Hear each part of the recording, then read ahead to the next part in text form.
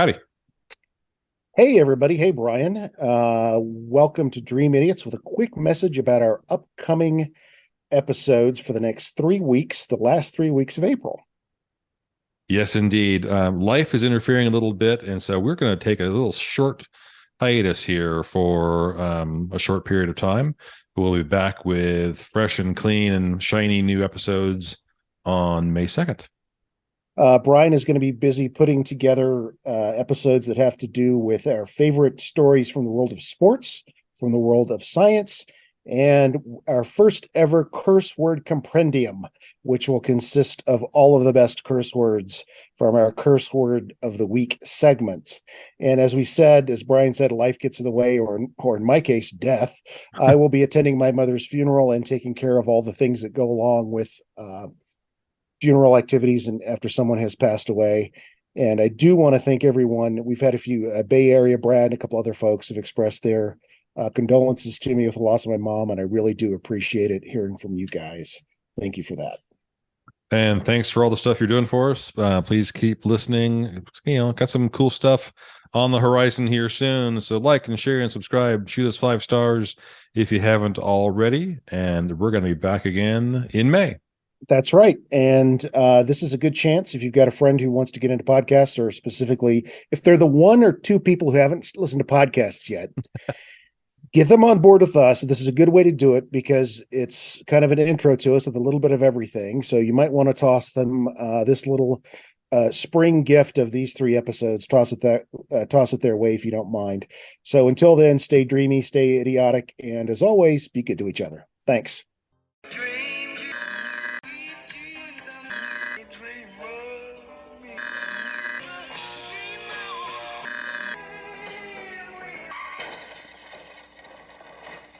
And you, and you, and you, and you were there. Some of it wasn't very nice, but most of it was beautiful. All right. And here we go. So I think for the first time ever, we're going to talk about sports. And frankly, I wish I had a little sound effect of a ball being hit by a bat and then some crowd noise. There you go. But didn't have time to put that together. So we're going to talk about one of the most high pressure filled sports teams probably in human history. So I know you to be a sports fan. I mean, I think you pretty much watch every single professional team sport. I know you like the Olympics. I mean, besides NASCAR, I think you're kind of an all-purpose sports fan. Generally I'll speaking, watch it if it's on. I'll watch it if I'm right. doing nothing else. Yeah, sure. Right. And then especially playoff time, high pressure, sporting events are even more fun to watch. But we're going to talk today about a team called the Wyoming State Penitentiary All-Stars. So, right. Okay. As I've said before, I think more than once that all stories from history are just the stories of racism. This one's not really a story about racism, but many of those stories are also just tales of rich white people behaving like crap and trying to make money off of people. And this is kind of maybe more in that vein. So we're going to go back over 100 years ago. So this is the beginning of the 20th century, and go to a part of the country where there ain't nobody there. Wyoming, I think current population for Wyoming is like 500,000 people in the entire state. And Wyoming is probably similar in size to Colorado, I think. If you went back to this period of time, World War I era, population I think was closer to a third of that, like 150,000 people in the entire state.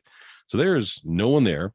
This is obviously way before the internet, way before even airmail, and so Wyoming. This is not really technically the period of the Wild Wild West, but it is. I mean, there aren't like federal resources. There's not communication. There's not. I mean, if you're anywhere in the continental United States and you are west of the Mississippi, you're kind of on your own at this point in U.S. history, probably.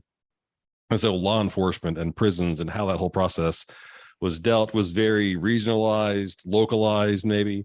And so, it still was very, rough and tumble. And in this part of the world, if you were someone who was convicted of a murder, a serious crime, a felony, or maybe if you were even just accused of it, reference the story of Emmett Till. All kinds of bad things could happen to you, and it was just vigilante justice. Things would be carried out against you by the locals. And so the source of the story, by the way, is a book called The Death Row All-Stars, a story of baseball corruption and murder, by Howard Kazanjian and Chris Eanes. Apologies if I'm butchering either of your names. And so we're going to a town called Rollins, Wyoming. And it is, I know, quote, Rollins. Yeah. Okay. Wow. Yeah, I do. Yeah.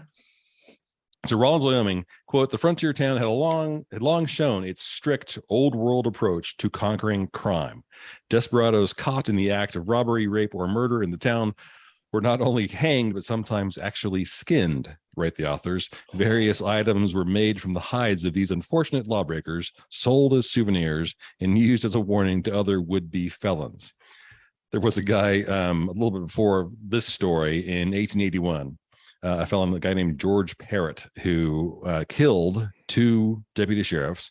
It was during an attempted train robbery. And I judge he was probably guilty, but he was just lynched basically for having, committed these crimes. And they took his skin. I didn't do it. They took his skin and made shoes. All right. I'm pretty certain I wouldn't wear shoes made out of human. So anyway, so that's Brian, you never know what someone's life is like till you walk a mile in their shoes made of their skin. Shoes. So, right. And that was when he carried me, right? So the Wyoming State Penitentiary originally opens in 1901, and frankly, it seems a lot like it was some of the private prisons that are run even today. They're basically run for profit.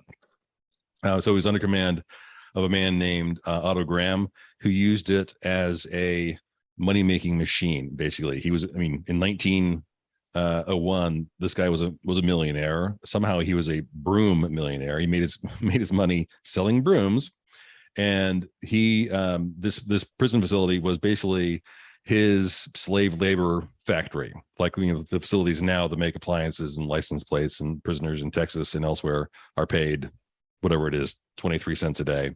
This is, the same basic business model. And so Graham, allegedly, quote, looked after the prisoners, and he paid for their well-being, basically by having them assemble brooms all day. And over the course of the 10 years that the facility was under his care, he made $250,000. Oh my God. Which, corrected for today's dollar, I didn't check to see what the conversion is to 2022. Millions of dollars. Yeah, just a shitload of money off these poor guys. And the conditions in this place were just fucking dreadful. The book says that quote, meals were calculated down to the last bean so that just enough food was served to prevent starvation. So these guys, you couldn't have been terribly effective workers if if your stomach's growling that much. But again, rich white people just fucking over others. Granted, these folks are criminals, but I'm sorry, in this country, you allegedly have rights, or so I've heard. So April 1911 rolls around. This system was banned by the state. Graham was tossed out and said, yeah, you can't do this anymore. The sheriff of Bighorn County, a guy named Felix Alston, is named the new warden. He's named warden by a guy named Joseph Carey, who's the current governor of Wyoming. So Alston, by all accounts, is a much nicer guy. He's much more compassionate. He realizes these guys have rights. He institutes some reforms, giving them rights to exercise, being outside, builds out a road building program, and then had the idea of starting an inmate baseball team. So the reason that it turns out later on that the stakes wound up being so high for this team, it turns out we will find out here later on. Alston goes to his friend the governor and says, we want to start this baseball team, and the governor endorses the idea because he enjoys gambling and he wants to make money off the team by placing bets. And it turns out there are a number of players in this in this institution who are very, very skilled athletes and who are very good at baseball.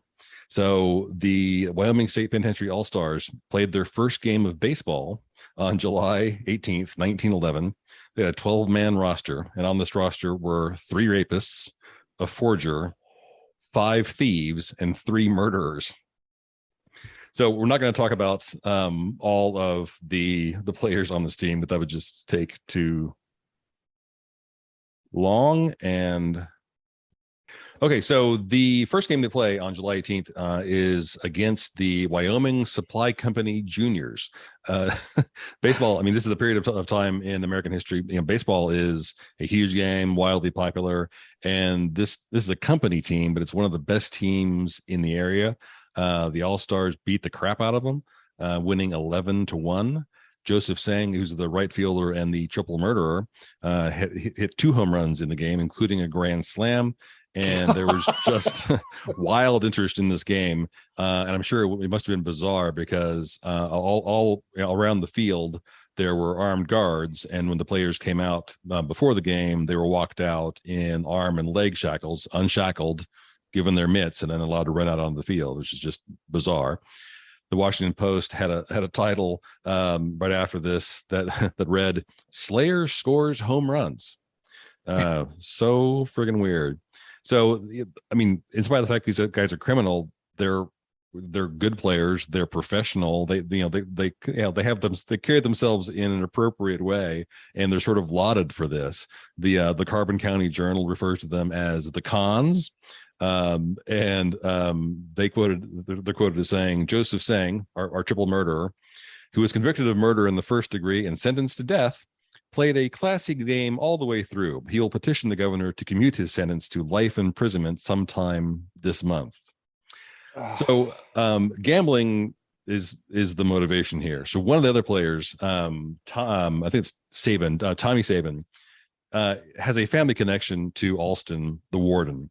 And so Sabin is also a murderer. He's in prison for ambushing 3 sheep herders in this area. Again, this is very, very much a Wild West story. He ambushed these 3 guys, shooting them in the face at close range, and killed all 3 Lord. of them. I should hope so. It's like, God, for stealing I mean, that's how freaking bizarre. I get it, how you have the right to defend yourself if someone's breaking into your house. If someone hops over a fence and is stealing livestock or hay, I don't think you have the right, either in 1911 or 2022, to shoot them dead. But anyway, this guy is pretty hardcore. But because of his connection to Alston, he is allowed on several occasions to change into street clothes, go into town with Alston, and take bets on these games. It's very clear Alston knows about this. The governor knows about this, and so this is part of the. I mean, I think Alston really wants these guys to do well and have some outlet, but the governor's play is here. Let's figure out some way to make some more money off of this. So, he goes into town. He does have a guard with him, but he hits these watering holes and takes bets. He takes a commission as well. And, that's how this whole thing sort of evolves. So they win that first game 11-1. The whole lifespan of this team only lasts 4 games, and all 4 games, they beat the snot out of basically everyone they play. Win the first 3 games 11-1, 11-5, and 11-2. The 4th game they win, I think it's 15-4. But around this same period of time, our previous warden, the guy who was using them to make brooms, finds out, is hearing rumors about the gambling that's going on, because he still has people that are working in the prison that are informing him on what's going on. And he's close friends with a current Wyoming senator, a guy named Francis Warren, who wants to run for governor. And so the fact that the current governor is involved in gambling is a way to basically bring this whole thing to a close pretty quickly. On at least one occasion, both Sang and Saban's execution dates were postponed because of these games that were, games were on the calendar. But all this comes quickly to an end because the governor decides, well, I've now been caught, and I can't really back out from all this. But there was very clearly the ongoing threat. Even though they're making money on it, the threat was, these players that, they were definitely motivated to play hard and play well, because the promise was if you played well, you would have states of execution. And both Sang and Saban had at least one delay of their execution date. And at least on one occasion, one of the players, a guy named Joseph Gazzardo, was their shortstop. They were there for practice at one point, and taking infield practice, etc. And Gazzardo, he's in for manslaughter. He fumbles a ground ball that Saban hit at him, and then missed another one on the next ball in his direction. And Gazzardo is so pissed off at himself, he like runs off the field, just grumbling with himself. And Saban follows him off the field and just reams him out and says, "Look, you have to pull your shit together, because there's a lot riding on these games. So get it together here, because otherwise we'll be going up to face our execution date sooner than we want to. So pull it together." Good Lord. Yeah. So this is like A League of Their Own meets what, The Longest Yard, Shawshank Redemption, and I don't know, maybe The Fish That Saved Pittsburgh. This is insane. They're literally playing for their lives. Yes, very much so. After the governor decides that the risk to his livelihood and his careers is too much, they shut this team down pretty quickly. And Sang's execution date, which had been set for August 22nd, and then magically just didn't happen. It was supposed to be on August 22nd, and they had a game on August 29th, and no one mentioned his execution. It was clear that they had filed a petition for clemency or for delay, but they didn't really know what was going on with it. So he just kept behaving like all is well, and I'll just keep playing until someone tells me not to. So the team is then shut down shortly thereafter. And then Sang's execution date is actually nailed down. So he gets an extra 9 months of life, and he's not executed until May 24th of 1912. And it's written about extensively across the country, because Sang is lauded, which I always think is weird. Sang apparently faced the hangman's noose with bravery and blah blah blah blah blah. The Carbon County Journal says, quote, "His steps were steady as he went to his death in a manner which stamped him as a brave man." Yes, and Brian, I've got my story today. I've got an opening question for you. You don't have to answer it, but you can just say yes or no. Do you know the difference between a bull and a steer? A bull and a steer? Mm-hmm. I don't know. You don't know? Okay. No idea. Well, let's put a pin in that. We'll come back to it. My story today is tentatively titled "The Ridiculous History of Professional Football in San Antonio," because you and I grew up in San Antonio. Uh-huh. And what did we have to watch sports-wise when we were kids? We watched the Spurs. And we might get lucky enough to go to a minor league baseball game. But you'd be surprised at how many pro football teams, and I'm using the word pro very, very loosely here, we've had in San Antonio. So come back with me, if you will, to 1966. Let's talk about the first professional football team in San Antonio, the San Antonio Toros, by far the most successful professional team San Antonio's ever had. They existed from 1966 to 1974. Wow. You ever heard of them? I don't think I have. Well, they won 5 titles in 9 years in, let me see, 1, 2, 3, 4, 5 different leagues. From 66 to 68, they were in the Texas Football League. Then they spent a season in the Continental Football League. They're in the Trans-American Football League, the Southwest Football League from 72 to 73, and they finished out their last season in the Mid-America Football League, winning titles here and there throughout. They played all over San Antonio, Harlandale Memorial Stadium, Northeast Stadium, Alamo Stadium. So they played all over the city. They were all over the place. And I will have, at some point, I will have the logos where you can look at them on the website, so you can see how it's changed over the years. Now, in 75, they were replaced by the Wings, the San Antonio Wings. Picture a helmet that looks something like the Philadelphia Eagles. Mm-hmm. They played at Alamo Stadium. And you ever heard of a guy named Gary L. Davidson? No. Mm-mm. He sounds kind of like a game show host, right? Or maybe what was that show? That's Incredible. That was John Davison. Gary L. Davison was the founder of three sports leagues, actually. He founded the American Basketball Association, the ABA, back in the 60s. Sure.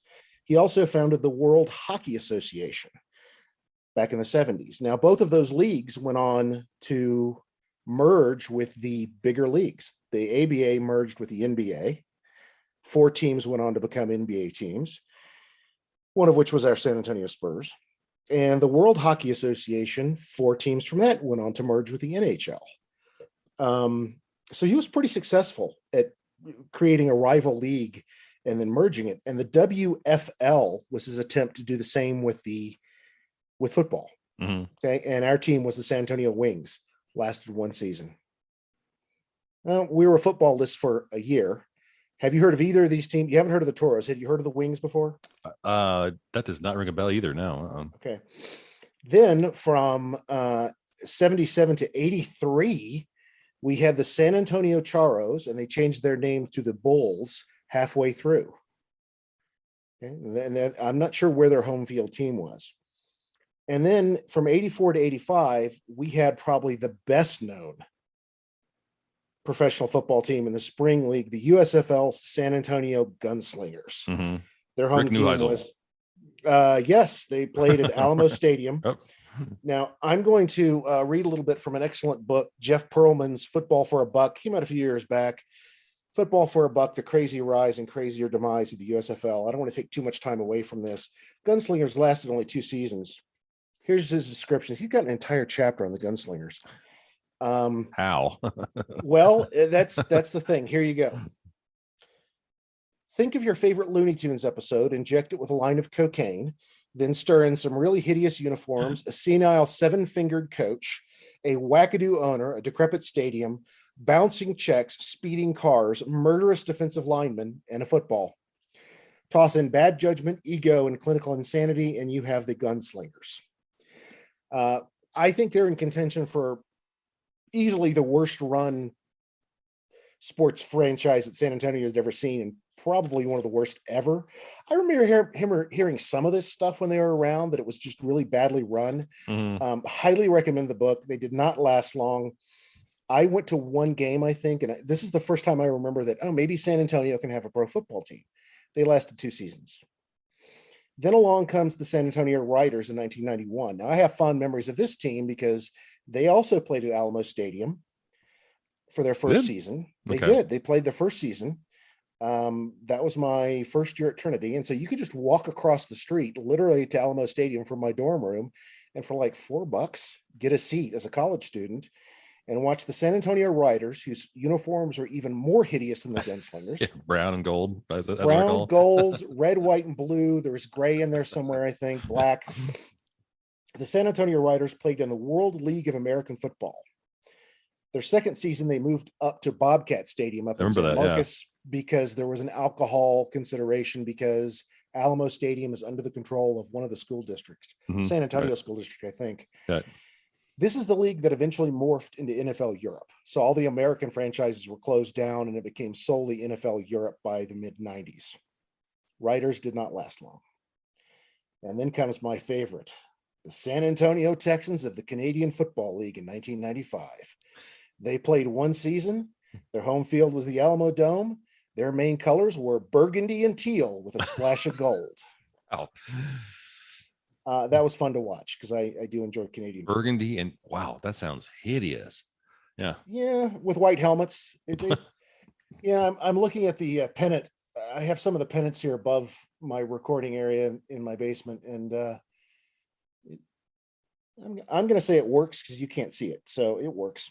Like medieval jousting colors or something. Yeah, it's kind of like the Jaguar colors of today in the NFL, but with burgundy. Okay.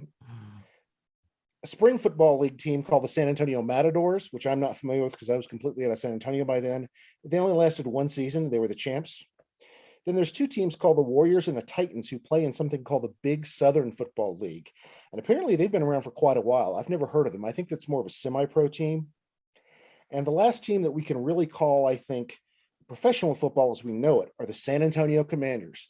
And they also have burgundy, silver, red, and white in their uniforms. And strangely enough, it really, really works. Too bad their league folded after 8 games. They made it half a season in 2019. I got to watch one game on TV, and they were gone in the Alliance of American Football, or American football in 2019. In addition to these what we would call traditional football, San Antonio's also had 4 arena football league teams. The San Antonio Force from 92, the San Antonio Steers. Do you remember when I asked you the difference between a bull and a steer? Yes, huh? What It's arenas versus state. Bulls play outside, steers only play indoors. What do you think might be a difference between a bull and a steer?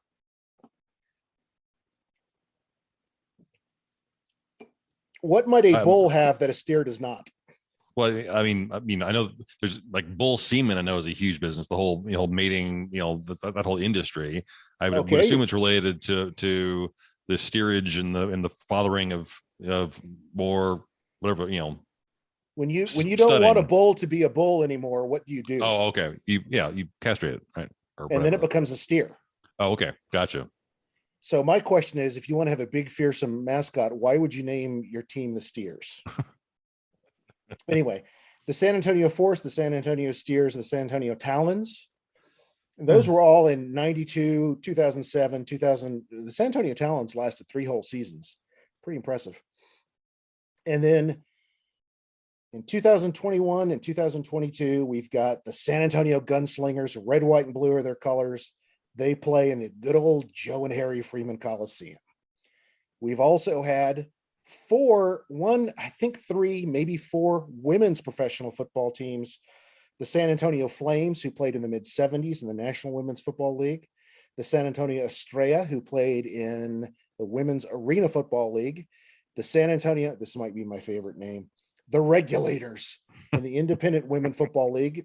And they were also a Founders Bowl champion in 2018. It's hard to find info on them.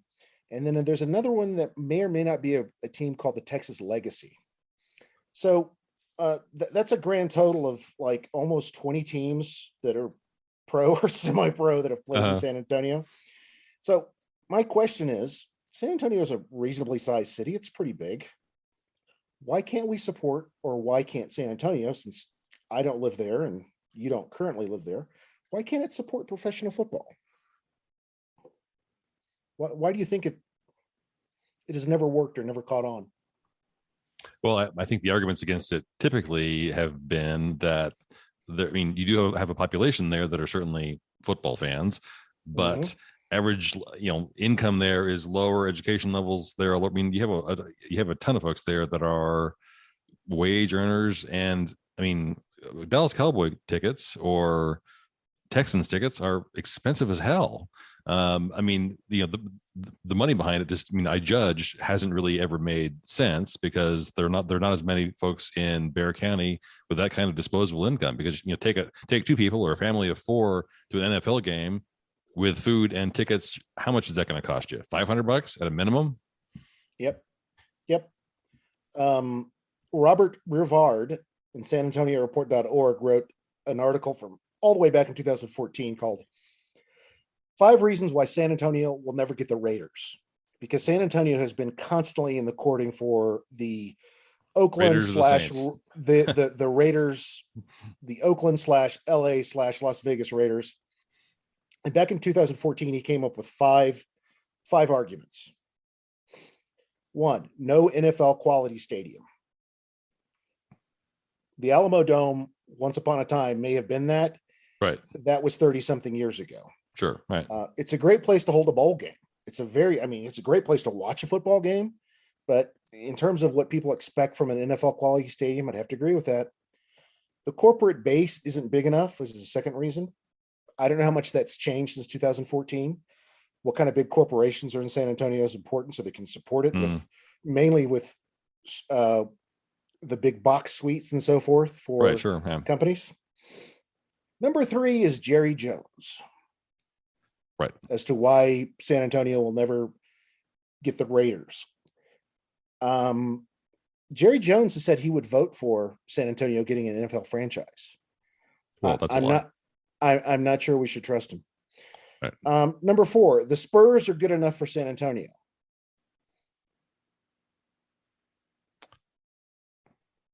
Okay. Once upon a time, maybe when they're in the middle of a championship run, maybe not now. I don't know. Number 5, San Antonio is used as a bargaining tool too often, and the city was always willing to kind of play along. And I recall there was an article, and I could not find it, where the mayor finally had enough, and he was just like, "No, stop using us as a bargaining chip." And I can't remember what team finally did it. It might have been, I mean, the 3 teams that always come up are Jacksonville, New Orleans, and the Raiders. Always come up as wanting to move to San Antonio. So and that's you just it's used as leverage to get a new, better lease on their current thing, whatever whatever it is, or a tax break or something in whatever city they're working on. Now, I don't think it's ever going to happen. I think that we're more likely to get, even though Austin has an MLS team now, right? Mm-hmm. I would always think that San Antonio would be more likely to get a soccer team, but I'm not sure that's the case now with Austin having one. So I think San Antonio might be a one sport town for a long time, because my second guess would be baseball, but they're going to have to build a baseball stadium because can't play it in the Alamo Dome. So I don't know what's going to happen. Baseball on some level might make more sense because you have so many more games. I mean, and those tickets just can't be as expensive. They just can't be. So you can go to Astros games, and I mean, they're not going to be $5, but you're not going to spend $100 for the bleachers in an Astros game, probably. So you take your kids and go to a 2:05 first pitch for a San Antonio baseball team, and maybe that isn't $1,000 for your family. I don't know. No, I agree, and build it somewhere between San Antonio and Austin, somewhere along 35. Right. Get folks from both places. Maybe that'll work. And Texas doesn't currently have a National League team, so maybe that's the way to go. I don't know. Call it Tesla Stadium. Teslas, the Teslas. My sources for this were BirminghamProSports.com, great website. Wikipedia, SanAntonioExpress.com, MySanAntonio.com, Greg Lucas piece. San Antonio owns troubled pro football history. Good article. SanAntonio.culturemap.com, Jeff Perlman's excellent Football for a Buck, the crazy rise and crazier demise of the USFL. 5 Reasons San Antonio Will Never Get the Oakland Raiders from July 31st, 2014 by Robert Rivard, SanAntonioReport.org. Because if I had to rattle off the list of most famous or most popular football teams in San Antonio, I would say Dallas, Raiders, and then the Texans. That would just be my guess off the top of my head in terms of like who people root for in that town. Does that sound about right? I mean, Raiders have always been big in San Antonio. So yeah, I remember, I recall a lot of Raiders stuff. Definitely Cowboys country, which is why, of course, Jerry Jones would actively work against it. And I mean, when we were kids, the Oilers a little bit, but the Oilers always sort of sucked. I mean, they were never as good as the Cowboys, which is, I'm not sure why, but yeah, it's definitely, Bear County is definitely Cowboys country. Yep. And I think that the point that he didn't make, but I think your point of your basic consumer budget that you're working with is not as much as Dallas and Houston. It just isn't. I mean, it's just not. So, but we will see what happens in the future with San Antonio and professional football. That is all I have for this week. And the whole sales pitch behind the Alamo Dome was, and I forget, was it Nelson Wolf, the mayor, when this happened? I forget, but the whole sounds right. Yeah. The whole issue behind why we needed that fucking stadium was that if we build it, they will come, right? That was the whole argument, that once we have the stadium, someone will surely want to come and play there. Tom Benson will move the Saints or something will happen. And then the Spurs played there for, I think, 10 seasons, 9 or 10 seasons. Sounds about right. Yeah. In a absolute cavern of a space for basketball games in football stadiums are ridiculous. That is a stupid, that is just comically bad. And so it's just, since the Spurs moved over to their new, I say new, probably 18-year-old facility now, or 15-year-old facility, that the Alamo Dome gets used 3 days a year. Alamo Bowl, and then I think it's used for a couple of preseasons. It's used for concerts, and it's an awful place for concerts. I mean, the ceiling rattles. I've seen one show there, and it was like, I can't. It's just, there's no. You need some baffling on that on that ceiling. Yeah, and it was an awful place to watch basketball. I mean, it was just right. So you got to take into consideration a lot of stuff, and it's also on the inside. It's just ugly. I mean, it's just really hideous on the inside. Yeah, really crappy.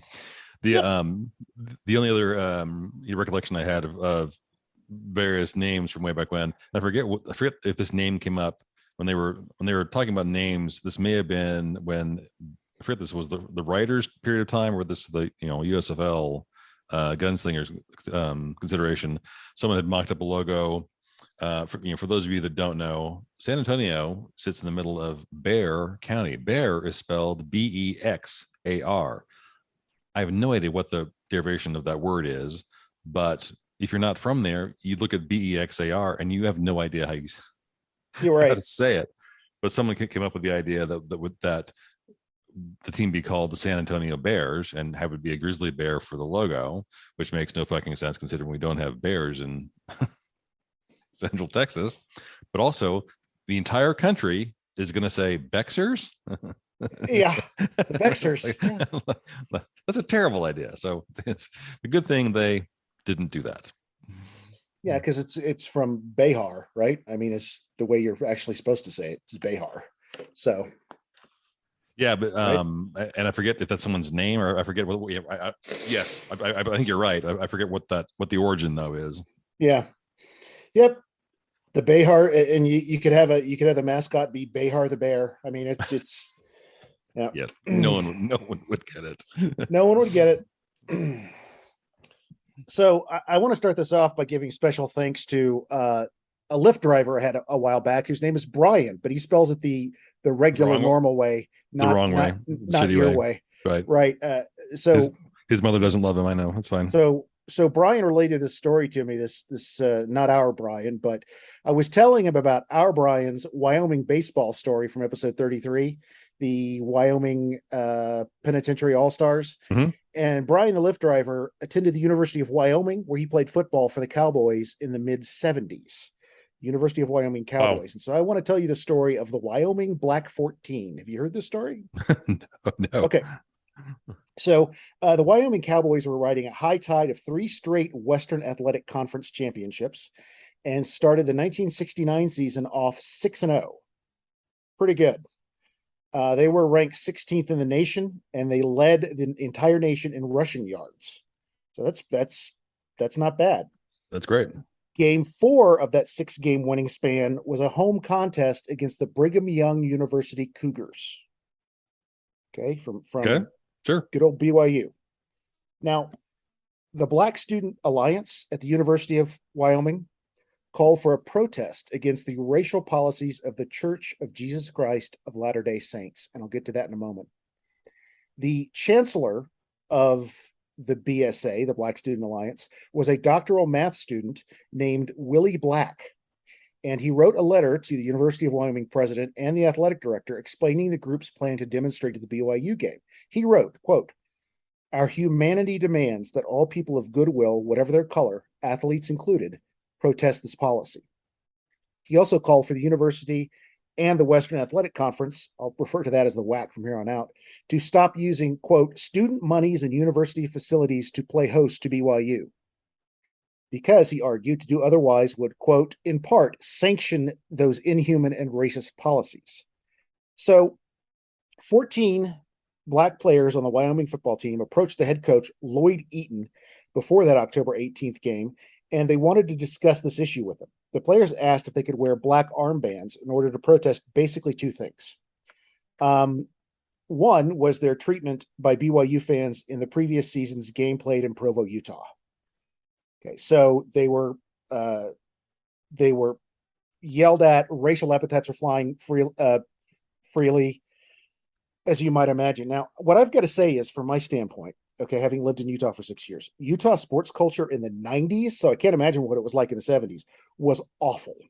The one Jazz game I went to was filled with racial epithets. There was this story on the news affiliate, the NBC affiliate, I think it was KSL, Channel 5, ran a Karl Malone story where they were interviewing one of the like courtside season ticket holders, right? Right there down on the floor. Right. And he actually said on TV, he said, because they were talking about Carl's contract negotiations and how it was going to be difficult. And the guy actually said, Carl's like a big old dog you have chained up in your backyard. He snarls and snaps and some other nonsense. But I'm sitting with my mouth open going, did you just compare a black man to a chained up animal on the news? Is that what you just did? I heard a lot of anti-gay slurs at U of U, embarrassingly U of U basketball games. And then one time during the fall contest between BYU and Utah, a couple of students of mine went down for the game, which was always around Thanksgiving. And afterwards I saw them and I said, hey, how was the game? And I think they were a pair of sisters. And apparently this woman approached them and yelled and called them a bunch of Utah whores. Oh, because they were wearing their Utah. And then the best part was, so she screams that at them. And then she says, and then my student says, and she said that in front of her grandchildren. So in general, they're protesting the way that BYU fans had treated them the year before, mainly with racial epithets. Right. The second thing they were protesting was the policy of the Church of Jesus Christ of Latter-day Saints, which forbade black people from the priesthood in the church. Or, and I didn't know this part, even entering the temple. You couldn't even enter the temple in Temple Square. If you couldn't walk into the temple if you're black. Nope. In 1969, 70? This is 69. This policy changed in 1978, some 9 years after the events I'm describing here. There were even policies, Brian, against having black scout leaders in LDS-operated Boy Scout troops. Okay, so that's what they went to their coach with, saying, hey, we would like to protest this. And they wanted to do it by wearing black armbands, basically. Now, the Cowboys had a strict no protesting policy. After meeting with the players the second time, Eaton dismissed all 14 of them from the team unilaterally. The Cowboys beat BYU 40-7, which led to the belief that the team would be just fine without the 14 missing players. The demonstration that was held outside the stadium during the game was very peaceful. In fact, Laramie Police Chief Vernon Brazili said of the students and the demonstration, quote, "What I want these kids to understand is that we're here to protect them, not to fight with them. Their fight is with the university. All of the football players on the team are good kids, both black or white ones, real gentlemen. Another coach we had used to bring in ex-convicts to play, real hoodlums, always drunk, always in trouble. I'm glad these kids today are different." Interesting, and kind of a callback to your story about the convicts and all-stars of the baseball team. Right, sure. Now, they also defeated San Jose State at home the next following game. This is a weird season because they had their 5 home games all in a row, and then 5 road games to end out the season, which I don't know if that's a thing bizarre, back then or what. The San Jose State Spartans football team had been petitioned by another group calling itself the Committee for the 14, and the committee asked San Jose State to boycott their game against the Cowboys. The school decided to go ahead and play the game, but they wore armbands of their own in solidarity with the Black 14 at the Wyoming game. San Jose State's a great school. One of the smartest people I've ever known went to graduate school at San Jose State. And, to me, it's just reflective of this community around it supported Eaton and the decision. I mean, like a 3-1 margin, they supported what the coach decided. Here's some quotes from the members of the Black 14. These are from Joe Williams, who's a co-captain. We wanted to see if we could wear black armbands in the game, or black socks, or black X's on our helmets. And he, the coach, had said no. If he had said no, we would be willing to protest in nothing but our black skins. Second quote from Joe Williams. He came in, sneered at us, and yelled that we were off the squad. He said our very presence defiled him. Tony McGee. I'm sorry? Nothing good. Tony McGee, and one source I have spells it McGee, and another one I have spells it Magee. So Tony McGee said, Coach said we could, quote, go to Grambling State or Morgan State. We could go to Colored Relief. If anyone said anything, he told us to shut up. We were really protesting policies we thought were racist. Willie Highsaw is quoted as saying, he said it was stupid of us to be protesting against a faith and religion none of us knew about. Talk about stupid. Do you know that Ted Williams, not the baseball Ted Williams, there was a Ted Williams that was one of the 14 who was protesting, was a Mormon himself. Okay, so comes from Willie Highsaw. The coach's responses. And it's not like Eaton was, I can't figure this guy out because he earned a master's degree. He was a smart dude. He started doctoral studies. I'm not sure if he ever finished.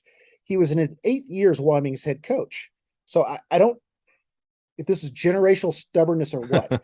Right. But his quotes were, it was simply a matter of discipline. Black or white, I don't care. They broke the rules, and I told them they were no longer members of the team. And then he said, we've played Brigham Young for many years. Why haven't we had demonstrations before? And we've had Negro players since 1960. I'll tell you why. This is the first year the Black Student Alliance has been on campus. Now they're organized and ready to act. The Western Athletic Conference was picked because of BYU, and we were picked as the trigger because of our rule against demonstrations. It all fits. The governor got involved, and he met with the university trustees, and they all backed the coach. This season ended on a 4-game losing streak, so they ended up 6-4. The Wyoming Cowboys went 1-9 the next year and had only one winning season in the 1970s. The Wyoming Black 14 injustice steered Black players away from Wyoming for years. In 2018, a mural honoring the Black 14 was unveiled in downtown Laramie. In 2019, on the 50th anniversary of their dismissal, 8 surviving members of the Black 14 were invited back to Laramie in an attempt for the university to make amends. The players were presented with a formal apology written by university president at the time. They were also invited to give speeches in history classes and meet with the current student athletes. A sculpture of a football player's arm, you can tell because it's got the uniform on it, raised upward in a clenched fist, stands in the field house of the University of Wyoming. The plaque reads Black 14 with the names of the players listed in double column. Below the list, the year 1969. The Black 14 are Jerry Berry, Tony Gibson, John Griffin, Lionel Grimes, Mel Hamilton, Ron Hill, Willie Highsaw, Jim Isaac, Earl Lee, Don Meadows, Tony McGee, Ivy Moore, Joe Williams, and Ted Williams. So, any thoughts? Well, I mean, story? institutional racism is here and here to stay. The fact that this coach tried to say that he would have disciplined anyone who was breaking the rule is obviously horseshit, because his threat he's screaming at them, go play at Grambling State, which is historically Black university. I mean, it's the same. I don't know. I mean, things better now than they were, maybe slightly, but it's nakedly obvious to me, not every day of my life, but pretty routinely, that you and I have no idea what it's like to deal with racism, because we're not dealing with it. We're not facing it. Nope. I mean, I was sort of blown away. I don't even know why I saw this. Up late at night when you have that ADD thing and you can't sleep, there is a video that Donald Glover posted. And so he's, musician, comic, he's an extremely prominent, individual. And it's a video of him I think all he's trying to do is get into, he's late or he's locked out of the venue where he's supposed to be performing that night. And he goes over to this police officer and says, "Yeah, I'm supposed to be in this building right now, and I can't find a way in. I'm supposed to be on stage here in about 7 minutes." And all the cop says is, "Sir, get off the sidewalk." And he's like, "Well, officer, I'm, get off the sidewalk." And then it's very, very clear to him that it's gonna be a big ass problem here. I didn't hear, the video cuts off. I didn't hear how it was resolved or how he got in or if he got in, but all these fucking police stops, all these ridiculous incidents where, this endless amount of horseshit just continues and continues and continues where, walking while black, driving while black, it's still going on. And so it's just, insane and incredibly, it just makes my skin crawl. And going back to the coach's quote, when he starts talking about the Black Student Alliance and blaming the problem on them, anytime minorities of any kind are organizing into, hey, let's stand up for ourselves, let's do this kind of stuff happens. Right. I mean, look at the way the Black Lives Matter treatment. Oh, they're a bunch of communists. They're a bunch of socialists. Right. They're anarchists. They're terrorists. I mean, it's same song, different tune. And some of the things I just want to talk about real quick is just the increasing ability on the right to just absolutely bald-facedly tell Black players to shut up and play. And they're the same silly assholes who defend Aaron Rodgers and his asinine behavior regarding vaccines. It's like, look, if you're not vaccinated, just tell us. I mean, don't do this. Don't play along everybody. And they argue that, well, he's taking his stance. He's standing up for what he believes in. Well, so are these guys. And so is Colin Kaepernick. All he did was kneel. Yeah, he's down here on my list. But these folks wear the "I stand for the flag and kneel for the cross" t-shirts. Right. These colors don't run, and America rocks. It's just nonsense where it's like the most American thing you can do is protest when conditions are horrible for people. These folks got mad when the Major League Baseball suspended pitcher John Rocker for his public use of racial slurs against immigrants, people of color, the LGBTQ community. I mean, and in his defense, again, Rocker may have not been an asshole, but he was certainly behaving like one at the time, right? Well, it's his free speech. It's like, well, actually, Major League, according to capitalist rules now, they're not Congress. Major League Baseball can do what they want because he's an employee. Or a more personal example for me, the way most of my family feels about NBA head coach Greg Popovich, the San Antonio Spurs, right? Here's a guy who tells it like it is. He's an educated dude. I mean, he speaks a couple languages, one of them Russian, which is extremely difficult. Right. Air Force graduate. Well, yeah, multiple degrees. He has a master's degree in something. I don't education, know. I think. Yeah, he's smart dude. He's won 5 NBA championships. Right. Shut up and coach. They despise shut up and coach. They despise him because of his politics, because he dared to say, hey, you know what? Colin Kaepernick, he's doing the right thing. I mean, people are getting murdered every day. And it's kind of like the whole thing about burning the flag. It's like, if the flag has been, we should burn the flag when it's just been dishonored, when it touches the ground, when it's no longer usable. Right, sure. Well, to some people, the burning is the most symbolic thing you can do, because in a way you're showing respect for it, because, hey, the institutions that represent this flag have corrupted it. And the same types of folks who dislike Colin Kaepernick for his protest are now the ones that are calling the FBI thugs and villains. So you just can't win with these kind of folks. Well, yeah, I mean, I forget what episode we delved into this. I mean, we've talked broadly about Dunning-Kruger and just this, that broad. I'm not qualified to speak on this at all, but Dunning-Kruger basically is the approach that says my ignorance is just as good as your knowledge. Kind of, it's this random horseshit that I believe that I read on one website trumps, if you'll excuse the pun, all the information that you've read on 100 websites. Just today there was I skimmed this story only because it pissed me off. There's some random dude who was a rabid QAnon Trump person who finally fell off the wagon and shot his wife and adult daughter because Trump lost, and the hinges just fell off the bus, and he just lost his damn mind, and then fired at police, and police killed him. I mean, pull your head out of your ass. I mean, seriously, what is your fucking problem at this point? Sometimes facts are just facts, and sometimes you're wrong. And so, you can't go through life as a fucking toddler and just insist that your worldview or your belief system or your whatever is true in spite of this overwhelming tsunami of contrary evidence. But, in 2022, we're living in a world where that's somehow deemed fine, acceptable. I don't get it.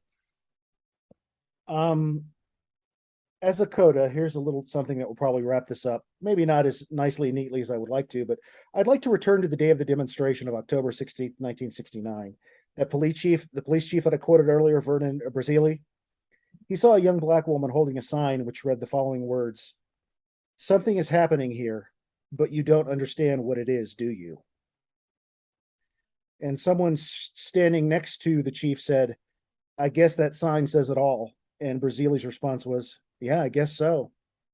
And of course, her sign, that's a paraphrased lyric of Bob Dylan's from Ballad of the Thin Man, which is, "Something is happening here, but you don't know what it is, do you, Mr. Jones?" Right? So there is something happening here. And are we going to get to the point where we look at the reality and say, this is what's going on? This is what's going on. I mean, what is it that you're defending when you're yelling at people about standing up for people who are being oppressed and killed? What? It's beyond me. And every time you think we turn a corner, someone somewhere behaves like an asshole, and it just stuns me. So I really like this story on the Black 14 because it illustrates so many things about our culture and what these guys went through, and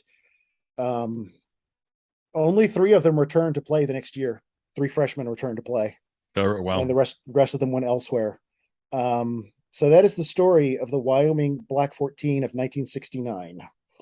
And again, thanks to Brian, the Lyft driver, and Brian, my podcasting partner, for getting us through this story. Sources for this were a lot of sources here. Daughter number 3.blogspot.com, personal conversation with Brian, the Lyft driver. Sports Illustrated's Vaults, No Defeat, Loads of Trouble from November 3rd, 1969. The Eugene Register Guard from Oregon had an article titled Wyoming Faction Asks for Support from SJS. That's from October of 1969. WYOhistory.org. It's wyominghistory.org. They got some great pictures in there too on that website of the players and the murals and all those things I talked about. And then of course Wikipedia for basic information on Coach Eaton and the University of Utah football program. And that is that. Excellent. Not that funny, but no, this wasn't not really a laugher. Not a place. Jigger. Another. I mean, the other place where I could. The only place where I could put in a joke was about the grandmother calling my students, cursing at the students in front of her grandchildren, because it's just not. Yeah, it's just infuriating. And anyway, wow. Let's do something funny next week, because yeah. Nice job bringing me down with all your talk. Bringing me down, man. And we start off with something funny as riots, and you bring it down to this. Yep. Oh well. Sorry. All right. Another one in the books, folks. Thanks for listening. Please rate and share and subscribe. And you can email us at dreamidiotspodcast@gmail. Visit dreamidiots.com. And what else? What else do we have to say? Anything? Thanks for listening, and be good to each other.